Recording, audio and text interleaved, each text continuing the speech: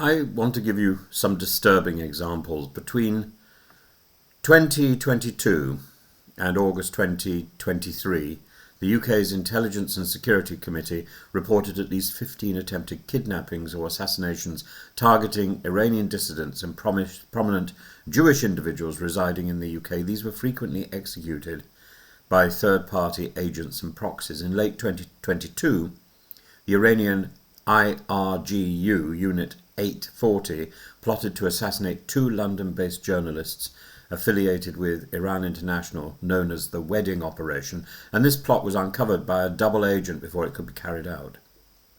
In 2024, in March, Iran International journalist Puria Zeraati was stabbed outside his London home, and Iranian hardliners are suspected of orchestrating the attack.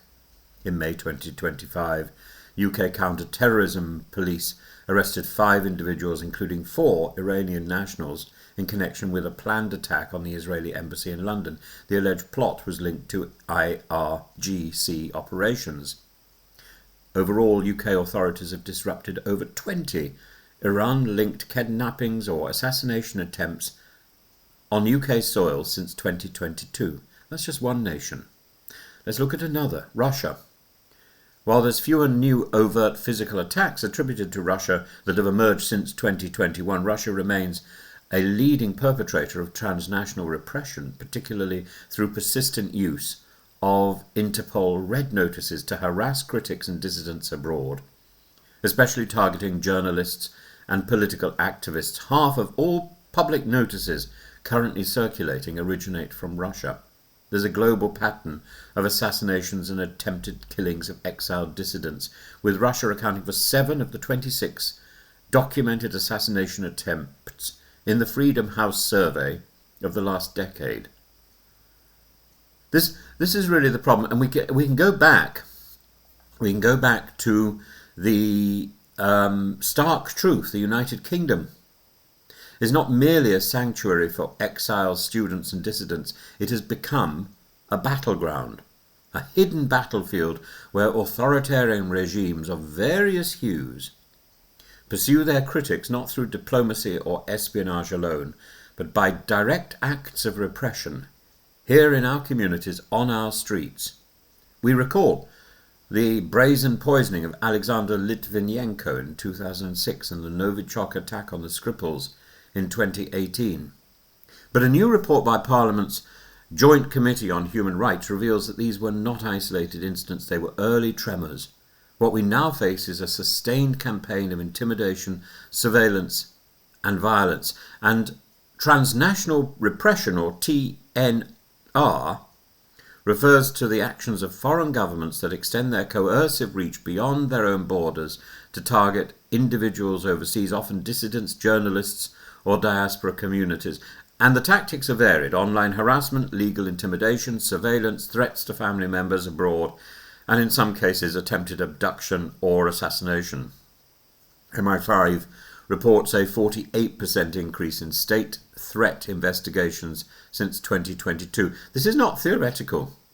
It's operational and it's escalating. And Lord Oulton, the chair of the committee, warned that such repression risks undermining the UK's ability to protect the human rights of its citizens and those who have sought safety here within its borders. Iran is accused of plotting to kidnap or murder at least 15 UK-based individuals since 2022. Journalists covering Iran have received rape threats, doxing and impersonation. Some have seen their family members targeted abroad.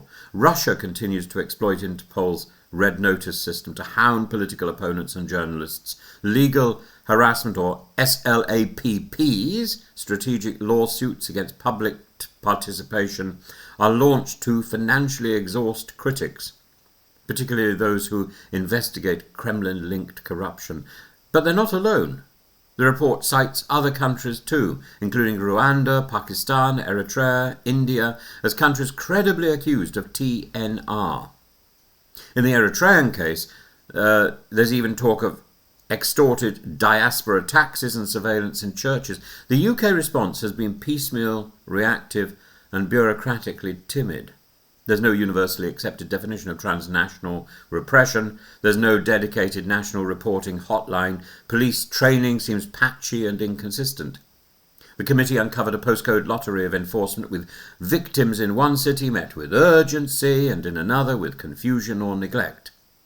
Interpol, meanwhile, refuses to acknowledge that its red notice system has become a tool of authoritarian revenge. Half of all public notices in circulation originate from Russia. We need to make sure that the government's foreign influence registration scheme is up to date and is not influenced by trade interests, strategic ambiguity, and unjustifiable pettifoggery.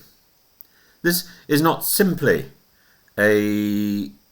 about isolated threats. It's about the corrosion of democratic sanctuary. The UK must be more than a safe haven. In name, it must act.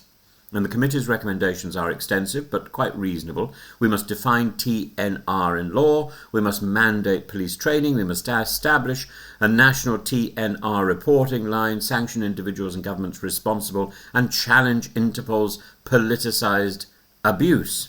We need to make sure that we've got a clear understanding of who should be in the enhanced tier of foreign influence monitoring. Above all, the UK must treat this as a matter of national sovereignty and moral clarity. When dissidents cannot find safety here, when journalists live in fear here, when foreign regimes act with impunity here, then we are not sovereign. We are not safe. And the choice before us is quite simple. We can continue to claim moral authority, we can continue to talk, or we can act like we mean it.